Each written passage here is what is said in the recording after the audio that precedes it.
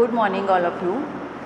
आज का हमारा क्वेश्चन है what is socialization, what is the role of education in socialization of child. ठीक है, कि समाजीकरण क्या है, बालक के समाजीकरण में शिक्षा की क्या भूमिका है, ये वाला हमारा आज का क्वेश्चन है। ठीक है, तो इसमें आप क्या करेंगे, सबसे पहले समाजीकरण सोशलाइजेशन की डेफिनेशन देंगे, इसके बारे में इंट्रोडक्शन देंगे, इसके बारे में बताएंगे, फिर इसकी डेफिनेशन देंगे राइटर्स के उसके बाद राइटर्स के अकॉर्डिंग डेफिनेशन देंगे। पहले ये स्टार्ट करने के बाद फिर आप बताओगे कि बालक के समाजीकरण में शिक्षा की क्या भूमिका है। ठीक है, तो सबसे पहले हम बताएंगे कॉन्सेप्ट ऑफ सोशलाइजेशन।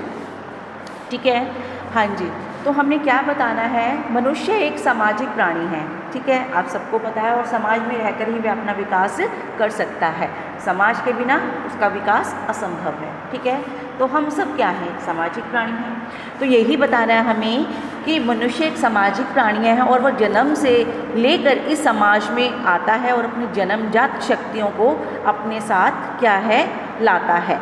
ठीक है, जो उसे प्रकृति द्वारा ही प्राप्त होती है, तो उसकी जो भी सारी जन्मजात शक्तियाँ हैं वो साथ में अपनी जन्म के समय ही लाता है। ठीक है, जो नेचर से मिलती है। लेकिन जब बालक जन्म लेता है तो उसमें कोई, अगर हम देखते हैं तो सामाजिक लक्षण नहीं होते, उसे पता नहीं होता कि समाज क्या होता है। तो एक छोटा सा बच्चे एक परिवार में पहले पैदा होता है। ठीक है, तो उसे कुछ भी नहीं पता होता। जैसे जैसे वो सामाजिक वातावरण के संपर्क में आता है तो धीरे धीरे समाज के साथ अपना व्यवहार करना शुरू कर देता है। ठीक है, तो यह जो प्रक्रिया होती है समाज के साथ व्यवहार करने की, वो क्या है, समाजीकरण कहलाती है। ये तो था हमारा नॉर्मल शब्दों में। ठीक है, उसके बाद हम बताएंगे समाजीकरण एक ऐसी प्रक्रिया है जिसमें अनेक प्रकार की क्या होती हैं, क्रियाएं शामिल होती हैं। तो ये क्रियाएं क्या हैं, हमारे हमारे जन्म से लेकर, कहते हैं ना कि जन्म से लेकर मृत्यु तक सारी ये क्रियाएं हमारी चलती रहती हैं।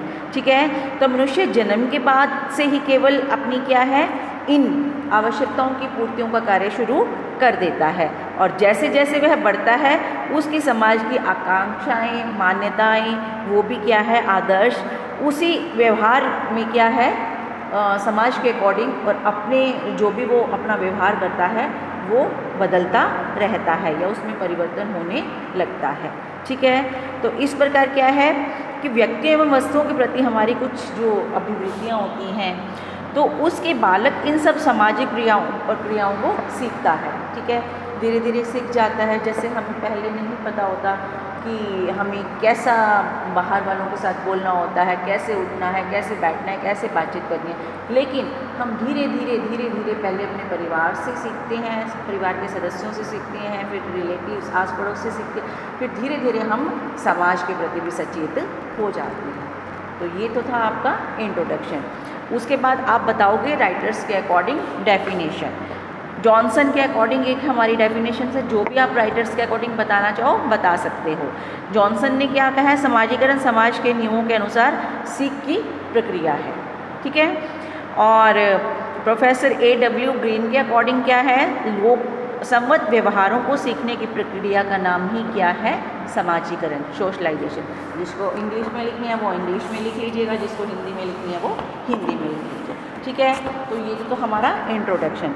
उसके बाद थोड़ा सा और बताएंगे कि समाजीकरण नेक्स्ट स्टेंजे में वह प्रक्रिया है जो जिसमें बालक क्या है, अपने रीति रिवाजों को सीखता है, उस समाज के नियम सीखता है, उस समाज में प्रक्रिया, वह उस समाज की परंपराओं के अनुसार अपना व्यवहार करता है, क्योंकि उसको पता चल जाता है कि समाज किन किन चीज़ों से किन किन चीज़ों को सम्मिलित करता है। ठीक है, तो उन्हीं चीज़ों के बारे में, उन्हीं व्यवहार के बारे में वो भी सीखता है।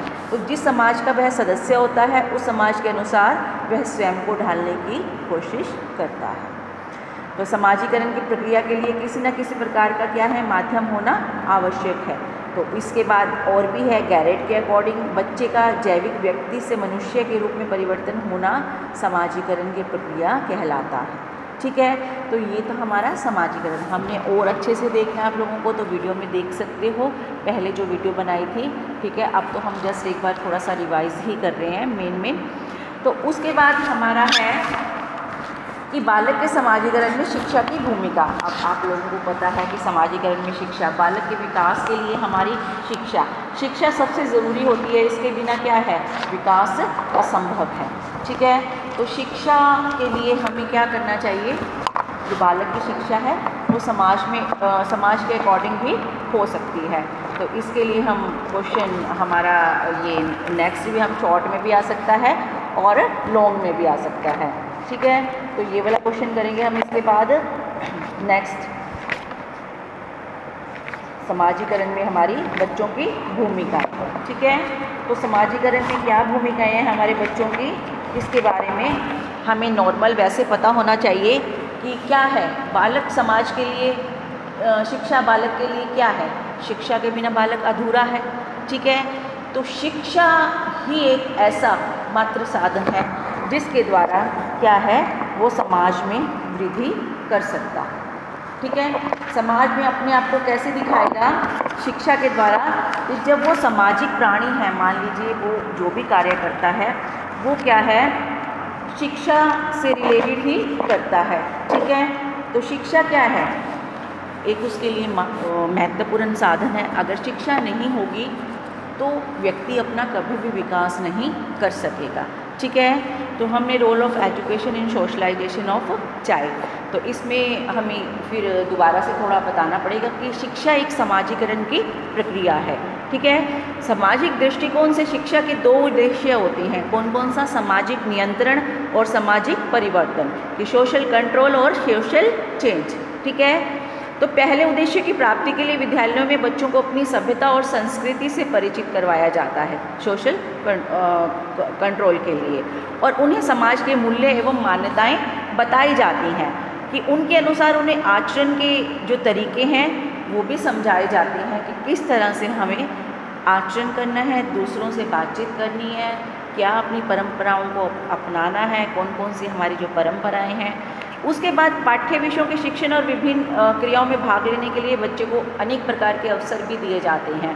ठीक है, तो बच्चे का जो वास्तविक और पूर्ण समाजीकरण होता है वो शिक्षा के द्वारा ही होता है, क्योंकि शिक्षा के द्वारा ही वह सीखता है। अगर शिक्षित नहीं बच्चे को किया जाएगा तो बच्चे को कुछ भी नॉलेज नहीं होगी।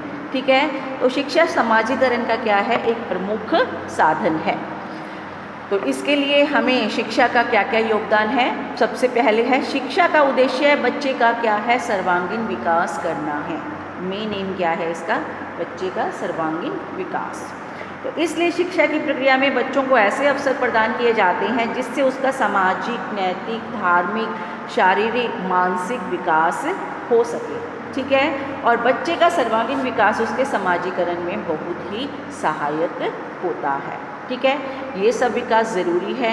अगर विकास नहीं होगा तो बच्चा क्या हो जाएगा, एक सामाजिक प्राणी नहीं बन सकता, क्योंकि ये सब चीज़ें, नैतिकता, धार्मिकता, ये सब चीज़ें एक सामाजिक प्राणी होने के लिए आवश्यक है। नेक्स्ट है आपका, शिक्षा छात्रों को समाज की सभ्यता और संस्कृति का ज्ञान देती है, जिससे बच्चा समाज में अपने आप को समायोजित कर सके। ठीक है, क्योंकि शिक्षा द्वारा ही हमें क्या है, अपनी सभ्यता और संस्कृति के बारे में पता चलता है। आप लोग देखते होंगे कि स्कूल्स में हमारे 10th क्लास तक हमारे पास हिंदी भी होती है, इंग्लिश भी होती है, हम उसमें ऐसे सीखते हैं, दिवाली का, दशहरे का। ठीक है, छोटी क्लासेस में हम स्टार्ट कर देते हैं तो पैराग्राफ सीखते हैं, कैसे उसमें हमारी संस्कृति के बारे में हमें बताया जाता है कि कैसे हमारी क्या क्या संस्कृति है।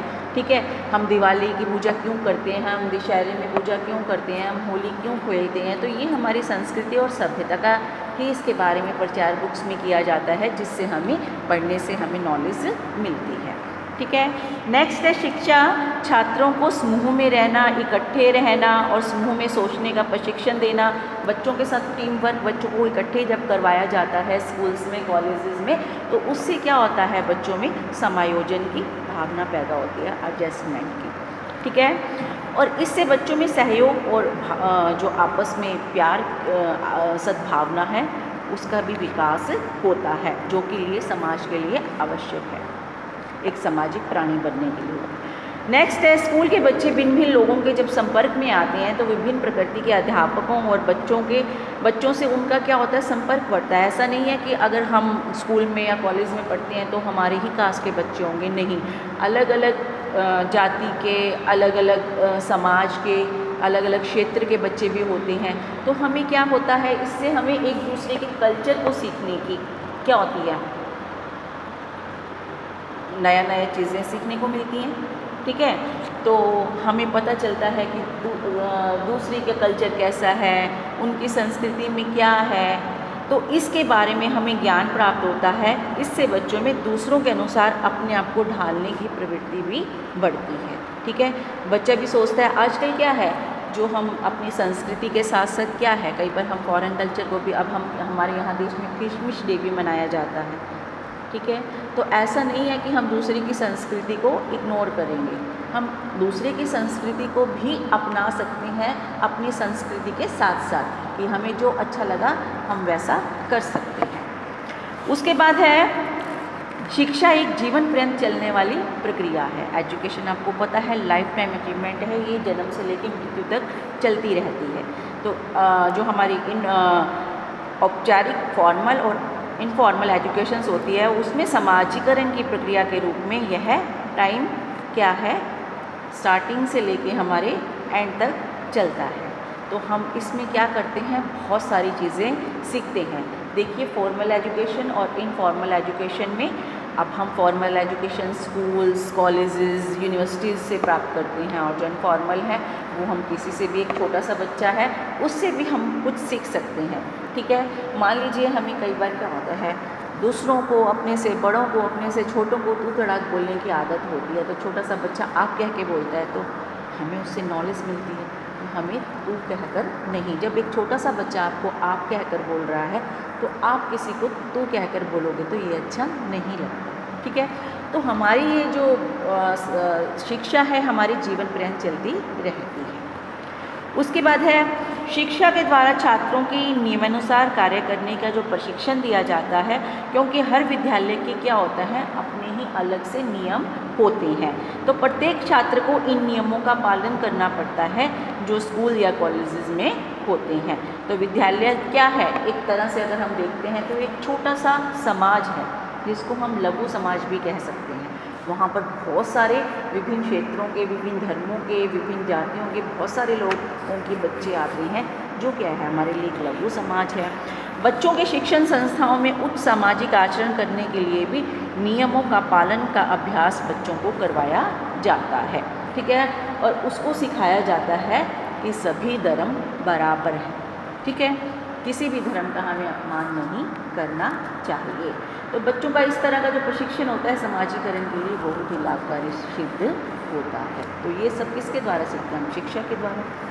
नेक्स्ट है, स्कूल में अनेक उत्सव ऐसे मनाए जाते हैं और उनके जो पाठ्यचारी क्रियाओं का जो आयोजन करते हैं, ऐसा करते समय उनके सामने कई बार अनेक समस्याएं भी आती हैं, क्योंकि वे अपनी सूझबूझ से उन समस्याओं का समाधान तो करते हैं, लेकिन मिलजुल कर क्रियाओं का जो संपादन करते हैं, इस प्रकार क्या होता है, उसमें समाजीकरण संभव हो जाता है। ठीक है, तो समाजीकरण में क्या होता है, ऐसा नहीं है, कई बार हमारे सामने बहुत सारी समस्याएं भी आ जाती हैं, लेकिन मिलजुल कर उनको हमें समस्याओं का हल करना ही क्या है, समाजीकरण।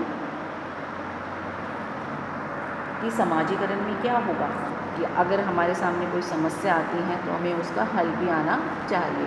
मान लीजिए छोटी छोटी बातों के लिए कई बार स्कूल्स में झगड़े भी हो जाते हैं, कोई पेरेंट्स आ जाता है, कोई किसी धर्म का है, कोई किसी धर्म का है, हमारे बच्चे के साथ आपने ऐसा किया ऐसा किया, तो ये सब इनकी सुलझाने के लिए, इनकी समस्या का समाधान करने के लिए भी क्या है, बहुत सारी चीज़ों को लिया जाता है और इस समस्या को समाधान किया जाता है इनका। नेक्स्ट है, शिक्षा के द्वारा छात्रों में मूल प्रवृत्तियों का उदारीकरण भी होता है, कि बच्चे की जो व्यक्तिगत विभिन्नताओं को हमें ध्यान में रखते हुए विद्यालय में तरह तरह के उत्सव और बाल सभाएं और कॉम्पिटिशन्स होने चाहिए, क्योंकि हमें सभी बच्चों को ध्यान में रखते हुए सब चीज़ें करना है।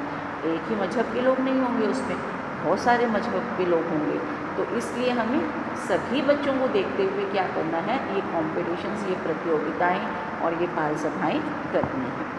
तो नियमानुसार छात्रों को उसमें भाग लेने के लिए हमें प्रोत्साहन भी करना है कि बच्चों को पार्टिसिपेट के लिए हम प्रेरित करें, और इससे शिक्षा छात्रों की जो मूल प्रवृत्ति है उसमें उदारीन बहुत ज़्यादा सहायता होती है, और बच्चे को क्या है, समाजीकरण का जो कार्य है वो बच्चा सीखता है। ठीक है, तो ये क्या है, बच्चों के लिए समाजीकरण की प्रक्रिया है, इससे समाजीकरण होता है। नेक्स्ट है, शिक्षा मनुष्य को सुसंस्कृत एवं सभ्य भी बनाती है।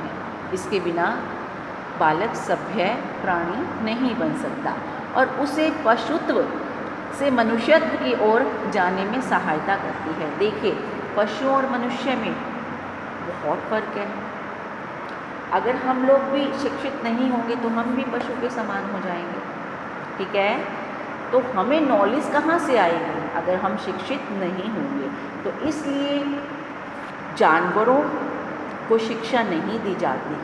ठीक है, थोड़ा बहुत सिखाया जाता है, लेकिन बालकों के लिए, समाज के लिए, समाज में समाजीकरण की प्रक्रिया के लिए शिक्षा की आवश्यकता है।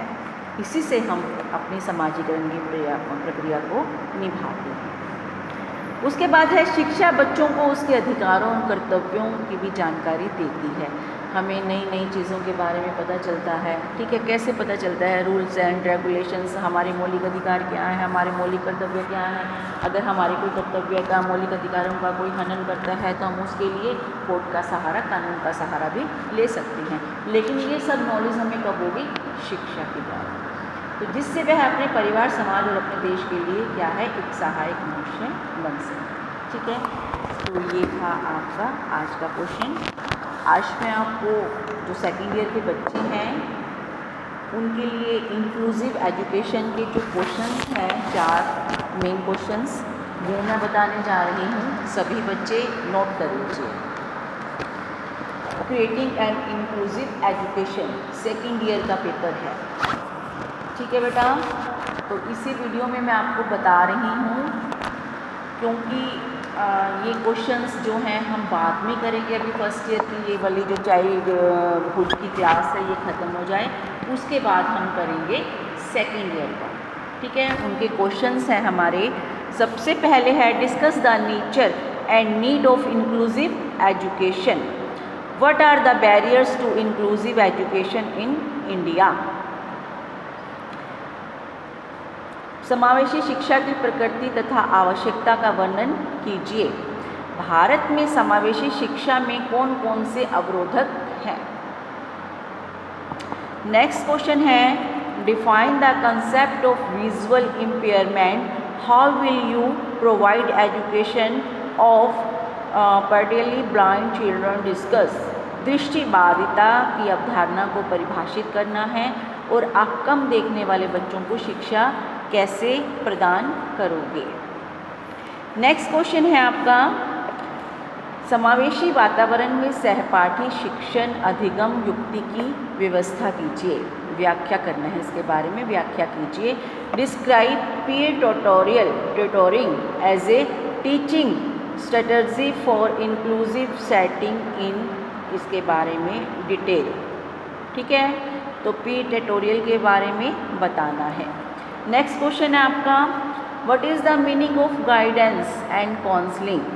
Discuss the need of counselling for exceptional children. निर्देशन और परामर्श से क्या अभिप्राय हैं। विशिष्ट बच्चों के लिए परामर्श की आवश्यकता की विवेचना कीजिए। ठीक है, तो ये 4 क्वेश्चन हैं। ये इनमें से आपको किसी 2 के ऊपर असाइनमेंट बनानी है। आप कोई भी यानी 2 क्वेश्चंस ले सकते हैं।